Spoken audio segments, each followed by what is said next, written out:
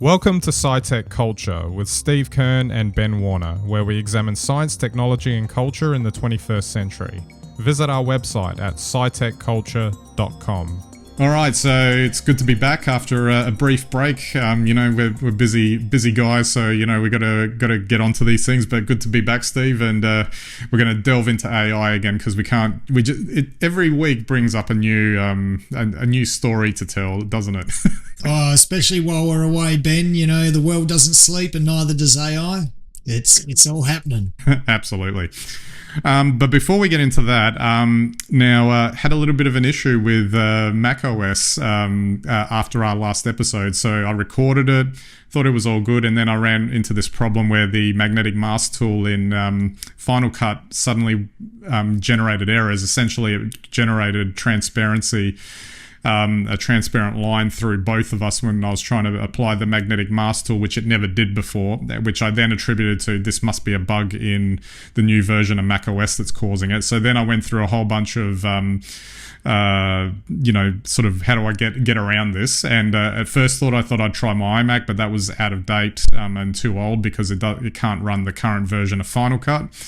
I then tried to virtualize it in Parallels, but then Apple's got this arbitrary rule that you can't download App Store apps when you've got a virtualized environment, so that didn't work.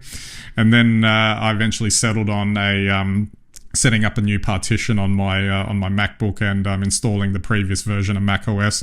Works brilliantly. It's only got one icon in the dock, relatively speaking, dedicated to Final Cut, but at least it works and I can get it back up and running. I actually did then end up running, so basically the last video version of the podcast doesn't actually have our lovely, Melbourne and Adelaide backgrounds that we normally put in there, so it's just the blank walls that were there, but I was going to actually upload, and I might do that before I put this one up, I did go back in and I did put the backgrounds in, so I might just put that back in as a joke, as a secondary version of that video and see how it goes, just so that we know we've got that there for posterity. But I guess one thing I did want to highlight, obviously if you have this as a problem, research it, and there doesn't seem to be a fix at the moment.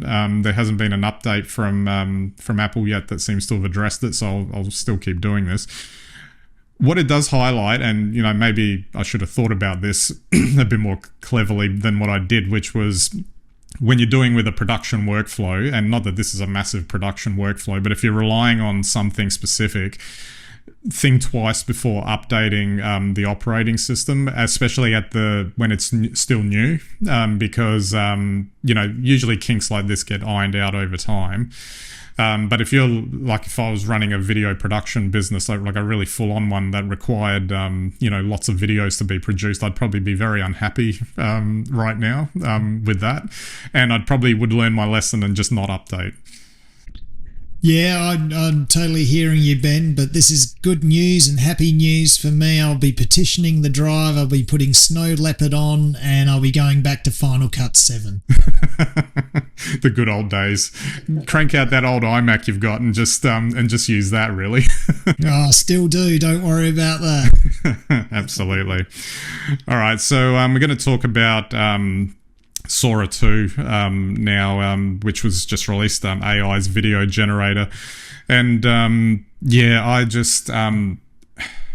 it's nice in theory, I guess. This idea that you could, I guess to take a step back, if you've got ChatGPT, you've got a text prompt and you get text answers, I guess another logical step beyond that is that it will get powerful enough and I guess designed well enough that you could put in a few text prompts and get video generated, get photos generated, etc., which sounds nice in theory. The only issue, of course, is what is it going to eventually be used for? Now, I know we're going to probably unpack that a little bit as we go along, but I feel like it's already not in a place where it's going to be used in any way that's meaningful or productive in terms of anything that you might generate from it. There might be some easy wins, and if it was used properly, being the operative words there, you might be able to get some usage out of it to automate some things that you don't want to have to get done. but you can just see right off the bat how it could be misused in terms of all this. And we're not even going to probably get into it a bit later, just like the amount of computing power, the amount of power it's going to, like electrical power that it's going to suck up. It just seems like a fool's errand, other than, the tech bros are just super excited that they get to do this and generate lots of money for themselves, and also eventually probably own whatever data you're generating as well. Well, I think that's the key, isn't it? It's the data. I mean, damn the functionality. It's all about the data and the money. But it is interesting to see this, and I think it's important to realise now that with the advent of AI has come a gold rush, online gold rush, the likes we haven't seen since the dot-com days, and everyone's rushing in with an idea. And they don't really care about how you're going to use something, whether or not it can actually be used usefully, or whether it can be put to basically rogue uses. No one cares about that, because it's all about the promise of being the next billionaire. And so we end up with apps that can do things, can do anything that I guess somebody wants if they have the time and the patience. And you end up with environments like Sora. What more is there to say? Yeah, I mean, obviously, you can just see, like it could get to a stage where, the obvious things being misinformation videos is going to be so easy to produce. And I've already seen examples where, people on YouTube have already got into it, and they've already, started to show examples of how they could generate fake news content really easily, and then if you start to go into the fact that, a lot of this will get posted on social media. Yep. And then you get to that bots on bots situation where you just get a bot to generate, you get this to generate a bot to generate a Sora video, which can then post it to a bot run social media channel. And then who knows what you're looking at that point. I've got maybe some hope for humanity that people might actually tune out of this stuff, but you can actually see that that's where it's going to go. Well, it is the online environment now. We've covered this off in previous episodes. What you're only witnessing here is a component of the effectively the digital supply chain. And exactly as you've just said now, we're entering a phase. I don't think we're quite yet there, but we're entering a phase where an AI agent could detect a trend online, and in response to that trend, it could completely, without the intervention of a human, produce a video that responds to that trend. So no human intervention at all, and suddenly that'll be showing up in human feeds. No one will know whether it's real or not without going to the effort of checking. No one will know even really what its purpose is, except probably to sell a product. But,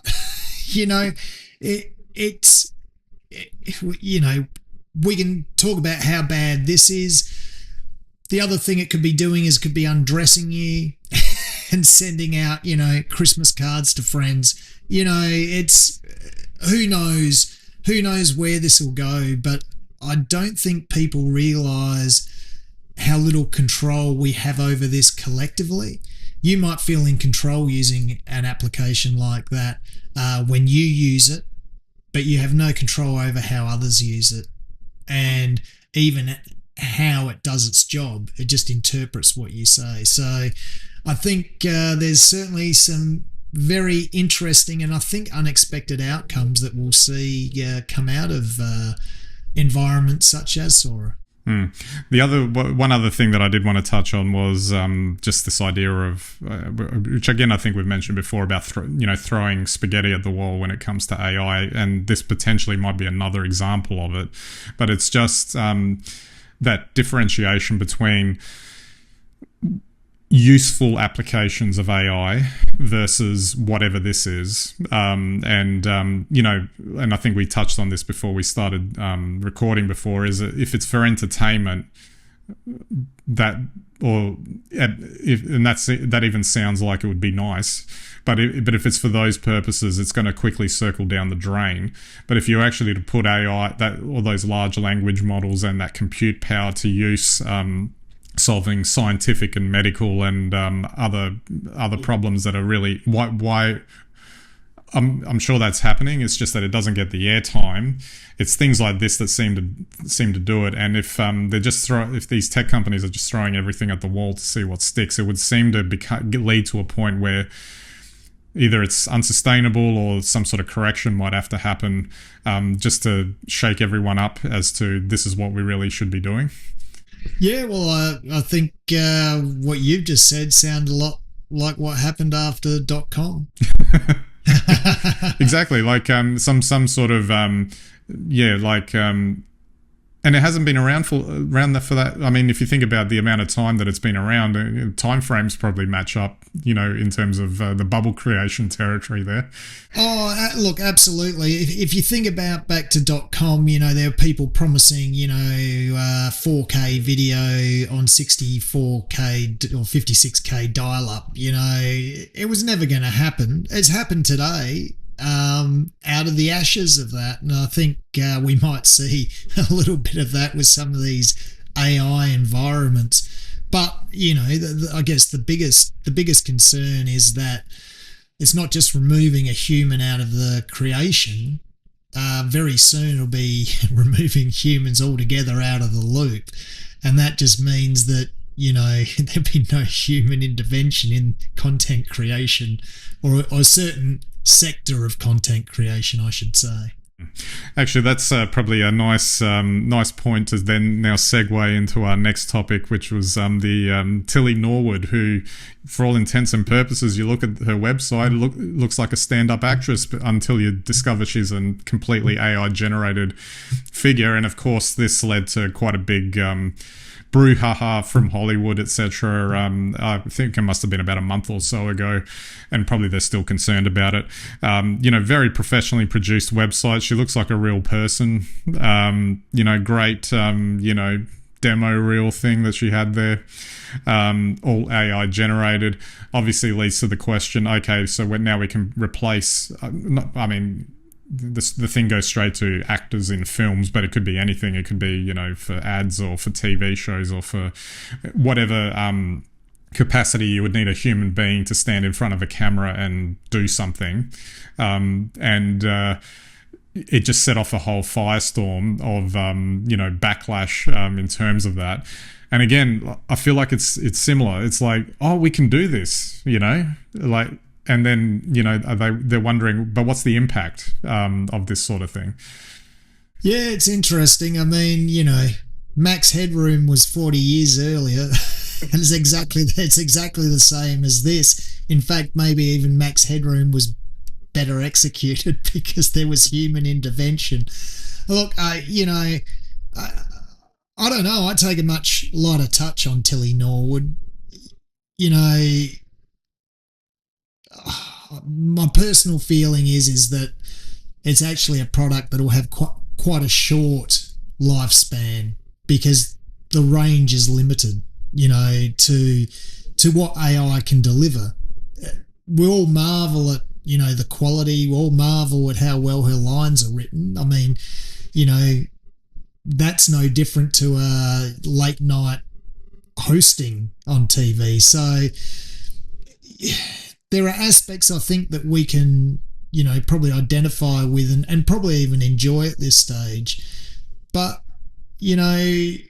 if all we're ever doing is going back to ChatGPT for the next joke, well, after a while those jokes will become repetitive. And I think I've said this before with you, Ben, that I think we might find that these sort of AI agents, creative agents, if you want to call them that, will do quite well in the short term because they'll be harvesting the best of the best. But it won't be long before the best of the best becomes so old hat that we won't be able to consume it. So I don't know what happens after that. Strangely, I don't think AI would lead a race to the bottom in quite the same way that humans might. Absolutely. Although I guess it's not, taking the cynical, darker point of view, it probably doesn't help either in that respect. Alrighty, so we might leave it there. We're still going to be doing it the old-fashioned. I guess we can call it now. We can do it the old-fashioned way, where we actually just record ourselves talking. Oh, unbelievable. It's almost like something that happened in the 1860s. And that's how they'll be talking in 20 years' time. Absolutely. Alrighty, so that's it for this week's episode. We'll catch you next time.